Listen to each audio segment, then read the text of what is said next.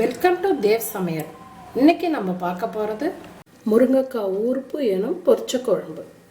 இதற்கு தேவையான பொருட்கள்: முருங்கைக்காய் 1, பெரிய வெங்காயம் 1, உப்பு, வடகம், உளுத்தம்பருப்பு 1 ஸ்பூன், மிளகாத்தூள் தேவையான அளவு அவங்கவுங்க காரத்துக்கு தகுந்த மாதிரி, கருவேப்பிலை, கொத்தமல்லி தழை, எண்ணெய்.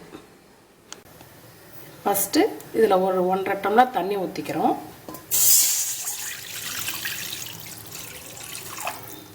அவங்கவுங்க காரத்துக்கு தகுந்த மாதிரி மிளகாத்தூள் போட்டுக்கலாம். நான் இன்றைக்கி 2 ஸ்பூன் போடுறேன். உப்பு. இதை நல்லா கொதிக்கட்டும். மூடி வச்சு மீடியம் ஃப்ளேமில் ஒரு 5 மினிட்ஸ் கொதிக்க வைக்கலாம். அந்த பக்கம் வானலில் தாளிப்பு போட போகிறோம். எண்ணெய் காஞ்சதும் வடகம் போடுறோம். வடகம் பொரிஞ்சதும் உளுத்தம்பருப்பு போட்டு வெங்காயத்தை போட போகிறோம். வெங்காயம் கூடவே கருவேப்பிலையும் போட்டு வதக்கணும்.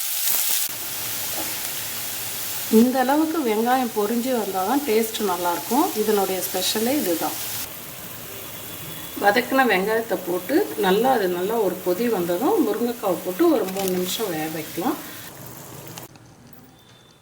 முருங்கைக்காய் வெந்ததும் எடுத்துட வேண்டியது தான்.